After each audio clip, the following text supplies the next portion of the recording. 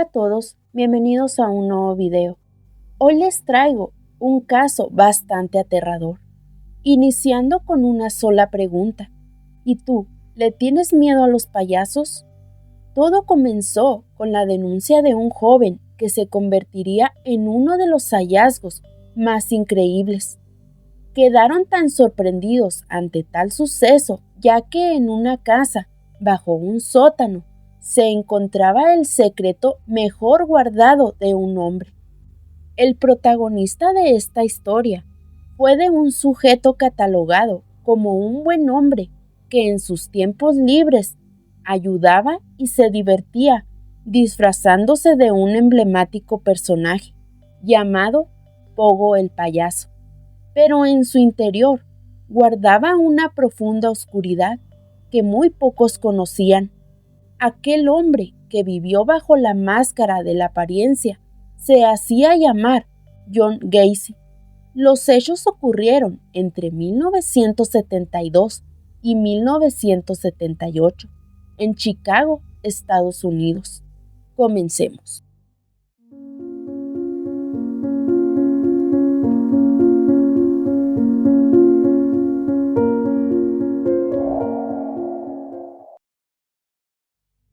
John Wayne Gacy nació el 17 de marzo de 1942 en Chicago, Estados Unidos. Vivía con sus padres, John y Marion. Era muy unido a sus dos hermanas y su madre, quien lo llamaba de cariño Johnny. Pero John tuvo una infancia muy dura, marcada por el bullying y el abuso, ya que mientras él crecía, sufrió de obesidad. Además era amanerado y reprimido. John era una de las grandes víctimas de su padre, un hombre alcohólico y maltratador, que también agredía físicamente y verbalmente a su madre y a sus hermanas, pero por mucho más a John, al que menospreciaba y agredía sin razón alguna. Solía castigarlo con un cinturón de cuero e insultaba constantemente. Las inseguridades comenzaron aquí y fueron aumentando con el paso de los años. También influyeron los abusos que sufrió cuando tenía 9 años por parte de un amigo de sus padres y de los que jamás se enteraron, ya que pensó que lo culparían por lo ocurrido. Sus compañeros del colegio también lo molestaban y lo llevó a no decir nada y encerrarse en sí mismo. A todo ello, cuando cumplió los 11 años de edad, sufrió un accidente que tuvo al caerse de un columpio y golpearse fuertemente la cabeza, y las fuertes agresiones por parte del padre. Aquello se tradujo a un coágulo en el cerebro. Nadie se dio cuenta sino hasta que cumplió 16 años de edad, cuando lo hacía perder la conciencia momentáneamente. Además tenía problemas cardíacos por su obesidad. Su padre decía que él fingía para llamar la atención. Esto lo afectaría durante algunos años, hasta que su madre lo llevaría al médico y le recetaron medicamento. Cuando John cumplió 20 años de edad y con todos sus problemas, decidió abandonar la casa de sus padres y irse a vivir a Las Vegas. Fue difícil, pero ahí empezó a trabajar en una funeraria. Él se familiarizó con la muerte y eliminó de su mente el miedo de estar cerca de un cuerpo inerte. Su comportamiento fue extraño, dado que no podía pagarse un hotel. Dormía en la sala donde se embalsamaban los cuerpos. Incluso una noche llegó al extremo de meterse en el ataúd de un adolescente y llegó a manifestar su necesidad de dormir con cadáveres, creando en él un conflicto interno. La experiencia le resultó tan perturbadora que a la mañana siguiente, y teniendo ya 3 meses de estar trabajando, John renuncia y llama por teléfono a su madre, preguntándole si podía volver a casa. Al llegar a Chicago, decidió reanudar sus estudios en negocios y así logrando graduarse. Ya para 1964 se mudó a Springfield, donde comenzó a trabajar como gerente en una empresa de zapatos. En ese lugar fue donde conoció a Marilyn y contrajeron matrimonio. Tuvieron 2 hijas. Luego se mudaron a Waterloo en 1965. El suegro de John obtuvo varios locales de la franquicia de Kentucky Fried Chicken, una cadena de comida muy conocida a nivel mundial, donde su suegro le ofrece un puesto de gerente. Todo parecía estable, pero luego de ello, los rumores pronto se difundieron por su vecindario. Se decía que éste había realizado proposiciones de tipo íntimo a distintos jóvenes que trabajaban en el restaurante. Todo eso pronto se descubriría cuando en 1967 abusó de Edward, de 16 años, a quien amenazó para que no dijera nada. Después hizo lo mismo con Donald, de 15 años, pero Donald, en cuanto llegó a su casa, decidió contárselo a sus padres, lo que había pasado. Así que terminaron denunciándolo ante las autoridades. Tras ser detenido y llevado ante un tribunal, John alegó que era víctima de acusaciones falsas y comentó que los dos habían estado de acuerdo. Además, se descubrió que construyó un sótano en su casa, donde invitaba a los jóvenes a beber e intentó abusar de alguno de ellos. También decidió contratar a alguien para que fuera a agredir y amenazar al joven. Pero esta idea se le volvió en contra y terminó acudiendo a una evaluación psiquiátrica que dictaminó que sufría un trastorno de personal antisocial. Ya para 1968 termina su matrimonio y jamás vuelve a ver a su esposa e hijas. John fue declarado culpable por abuso a menores. Fue sentenciado a 10 años de prisión por este hecho. John, estando en prisión, se comportaba como una persona modélica y se convirtió en el cocinero de la penitenciaría, por lo que después de 18 meses salió en libertad condicional el 18 de julio de 1970 y con 12 meses de vigilancia debido a su buen comportamiento. Después de salir de la cárcel, se mudó nuevamente a Chicago con su madre, y es ahí donde recibe la noticia de que su padre había fallecido de cirrosis debido al alcoholismo. Luego de ello, con la ayuda económica de su progenitora, compró una casa, pero en una zona donde nadie conocía sus antecedentes penales, e inició una nueva vida. Se encargó de dejar atrás su pasado y fue bien recibido por los habitantes de la nueva localidad. De hecho, era una persona amable y querida porque organizaba barbacoas en su hogar. John decide casarse por segunda vez. Ella se va junto con sus 2 hijos a vivir a la nueva casa de John. John empieza a volverse más apreciado y comenzó a disfrazarse de payaso para entretener a los más jóvenes y a los niños que estaban enfermos en los hospitales. Esto lo hacía completamente gratis, como una forma de caridad. Cada vez que había un acto benéfico, sacaba su disfraz, repartía globos de colores y en su cara se mostraba con una sonrisa. Se presentaba como Pogo el payaso. Asimismo, inició su propio negocio de construcción, en el cual él mismo se encargaba de contratar a hombres jóvenes. Incluso algunos todavía eran menores de edad. Las personas no imaginaban la clase de persona que era, pero sus impulsos con menores no cesaron. En 1971 atacó a un adolescente,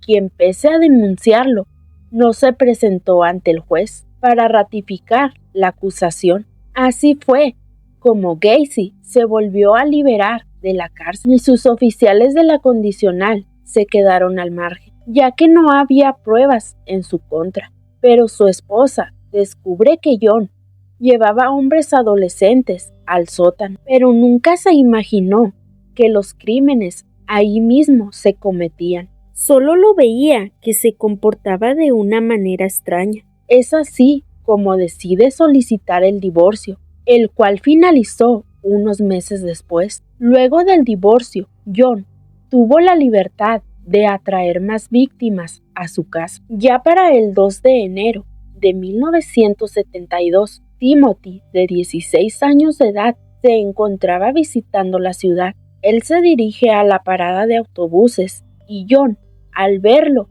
decide acercarse para convencerlo de que se quedara en su casa, ofreciéndole trabajo y dinero. Al aceptar, al día siguiente lo atacó y lo enterró en el sótano, el cual John, en su confesión, dijo que le había provocado excitación y que lo había disfrutado bastante. Es aquí donde inicia una serie de acontecimientos espeluznantes. Ya para el año 1974, John volvió a atacar a otro joven que no se logró identificar. Se estima que tenía entre 14 y 18 años de edad, pero John admitió que lo privó de la respiración y luego metió su cuerpo a un armario y que días más tarde ensució la alfombra debido a la descomposición, por lo que lo enterró en el sótano. Después llegó otro joven identificado como John Vukovich,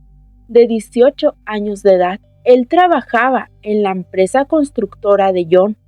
El joven le comentó a su familia que John le debía 2 semanas de paga. Días más tarde, el auto del joven fue encontrado abandonado y adentro solo estaban sus pertenencias, por lo que los padres, al no encontrarlo, lo reportaron con la policía. La familia del joven sospecharon que John estaba involucrado en su desaparición. Sin embargo, al interrogar a John, lo negaría todo y comentó que sí fue a su casa y que llegaron a un acuerdo sobre el dinero que le debía y que después solo lo vio irse sin saber más de él. Pero luego se descubrió que ese día de 1975 de la desaparición, John dijo que lo invitó a su casa para hablar del dinero, a lo cual el joven aceptó. Luego, al llegar a la casa, lo convenció de esposarlo y luego lo privó de la vida. Y más tarde lo enterraría en el sótano. Luego, en 1976, fue otra víctima identificada como Darrell Sampson, de 18 años, a quien le había prometido un trabajo y que después nunca más se supo de él. Luego, John confesaría que igual lo atacó y enterró en el sótano. Luego, ese mismo año y mismo día, atacó a otros 2 jóvenes, ambos enterrados juntos, identificados como Randall, de 15 años. Después de salir con el dentista, regresaba a casa de su abuela, pero en el camino se encuentra con John y mediante engaños accedió a seguir a John a su casa. Luego fue atacado durante horas antes de privarlo de la vida y lo enterró debajo de su comedor. Los vecinos se quejaban del mal olor que provenía de la casa, pero John siempre les contestaba que eran las cañerías, que las revisaría. Luego de lo sucedido y sin importarle, John salió por la noche hacia la ciudad en busca de su otra víctima, identificada como Samuel, de 14 años. El joven regresaba de la casa de su hermana mayor, alrededor de las 11 de la noche, cuando John se lo encuentra y le ofrece llevarlo de regreso a casa de sus padres. Él accedió y sube al auto y sufre el mismo destino que las demás víctimas. Luego se identificó a otra víctima, Michael Bonin, de 17 años. Fue enterrado debajo del cuarto de invitados en junio de 1976. William Carroll, de 16 años, él le dijo a su padre que volvería a casa antes de anochecer, pero no volvió. Al igual que las demás víctimas, quedó en el sótano. El 5 de agosto de 1976, James Hackenson, de 16 años, desapareció luego de realizar una llamada a su madre. Se sospechó que desde la casa de John, que horas más tarde lo privó de la vida y fue enterrado en el sótano, junto a Rick, de 17 años de edad, quien desapareció el 6 de agosto cuando regresaba a casa después de un concierto. Su madre lo había dejado ahí y se suponía que debía volver a casa con unos amigos, pero nunca volvió. Se cree que John lo privó de la vida. Se fue intensificando todo, ya que 3 jóvenes habían desaparecido en tan solo 3 días. John atacó a 2 jóvenes, Kenneth Parker, de 16 años, y Michael Marino, de 14 años, ambos amigos, quienes fueron vistos por última vez afuera de un restaurante. Sus padres denunciaron su desaparición al día siguiente. Ambos fueron atacados y enterrados juntos. Luego fueron identificados en 2014, pero la madre de Michael no creyó que fuera su hijo, ya que la ropa encontrada con el cuerpo no coincidía con la de Michael. Además dijo que a su hijo le extrajeron un diente antes de su desaparición y los registros dentales del fallecido indicaban que no faltaban dientes. Ya en 2012, la madre de Michael pidió una orden judicial para exhumar el cuerpo y realizarle pruebas de ADN, pero dichas pruebas no coincidían con ella. En 2015 pidió otra orden, exhumar el cuerpo de Kenneth, el amigo de Michael, pensando que era posible que los cuerpos hubieran sido intercambiados por error.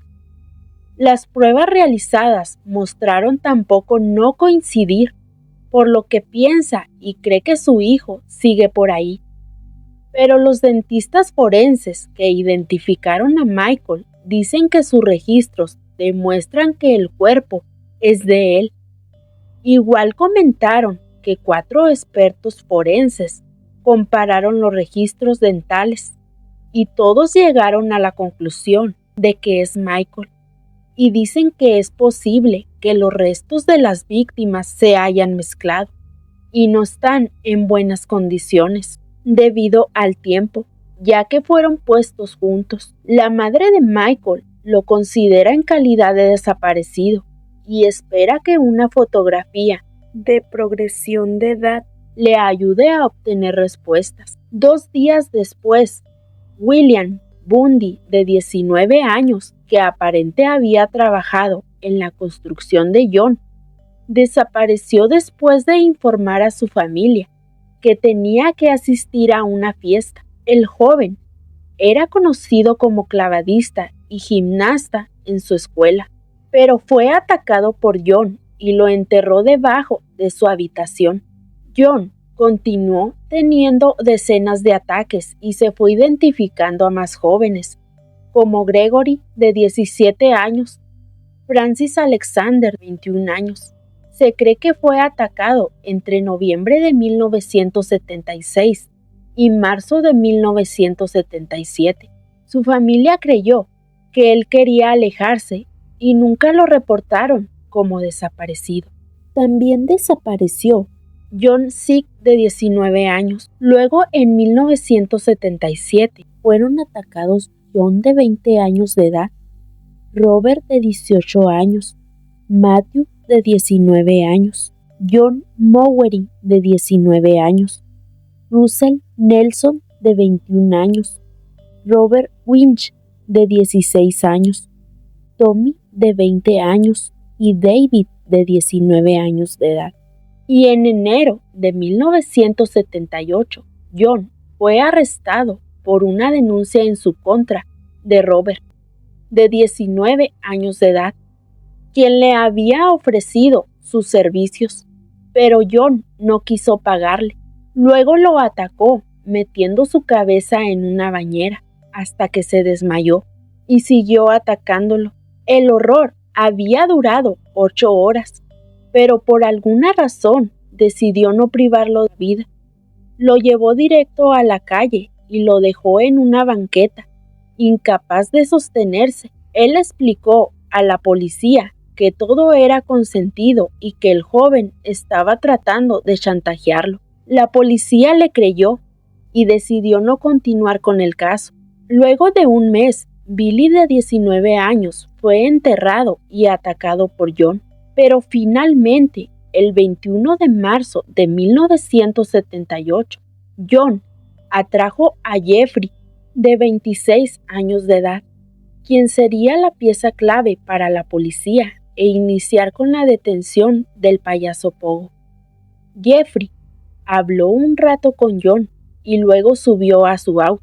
Unos minutos más tarde, llegaron a la casa de John y se abalanzó sobre él. Rápidamente perdió el conocimiento. Cuando recuperó la conciencia, se dio cuenta que estaba en la calle, a un lado de una estatua.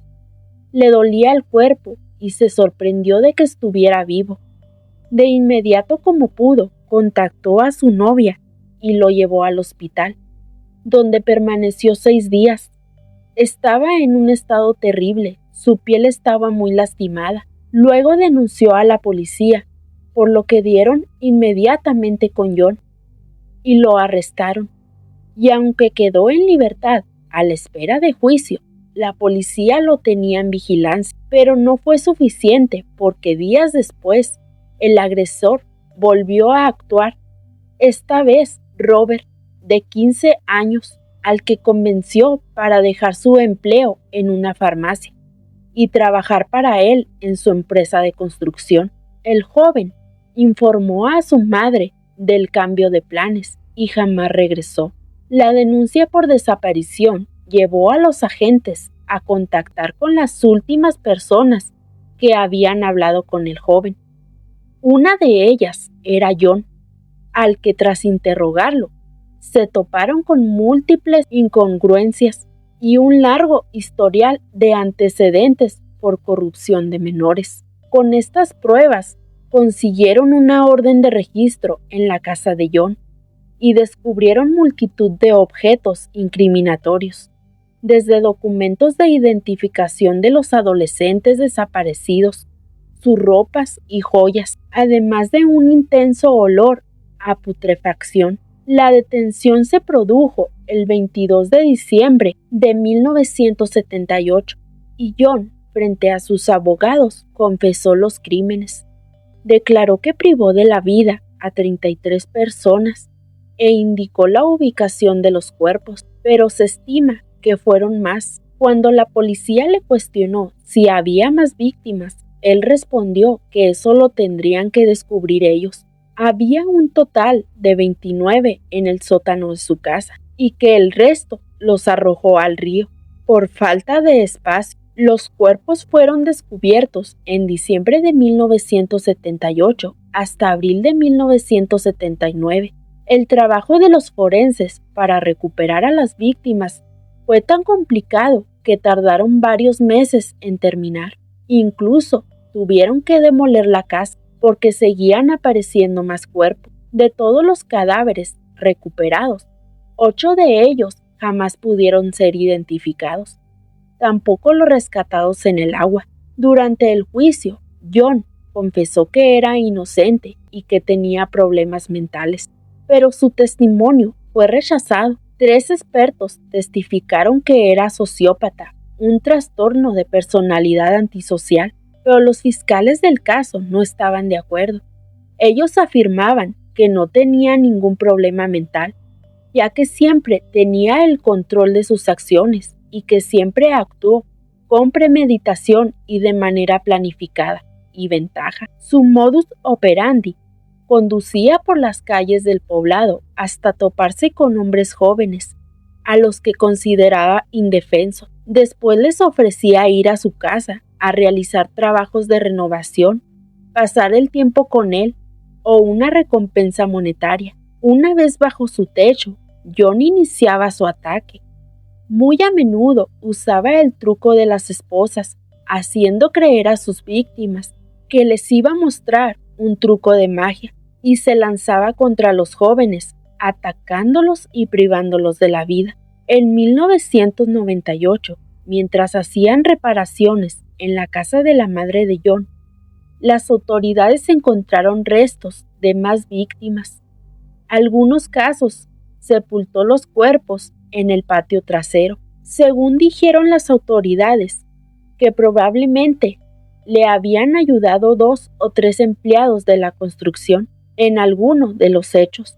Ya para el 12 de marzo de 1980, John fue hallado culpable de los 33 cargos que se imputaron y fue sentenciado a varias cadenas perpetuas y a varias penas de muerte. Durante el tiempo que esperaron la fecha de la pena, John se dedicó a vender sus pinturas y dibujos que realizaba en prisión, bajo el apodo de Pogo el Payaso. También hizo una entrevista donde dijo no recordar ni conocer a ninguno de esos jóvenes.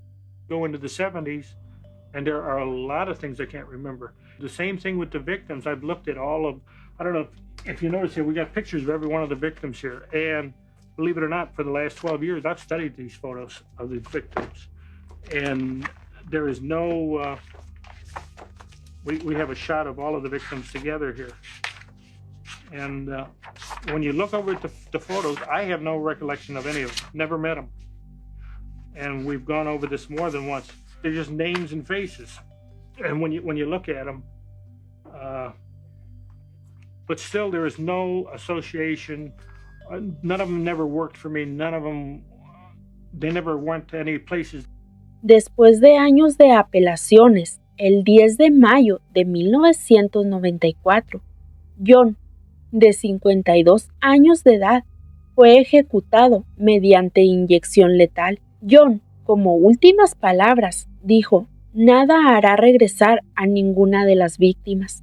Nunca sabrán dónde estará el resto. John en ningún momento se arrepintió de los hechos. Tras su muerte, el cerebro de John Wayne Gacy fue donado para que un equipo de neurólogos y psiquiatras lo estudiaran. Su misión: tratar de determinar si presentaba alguna desviación que justificara su instinto criminal.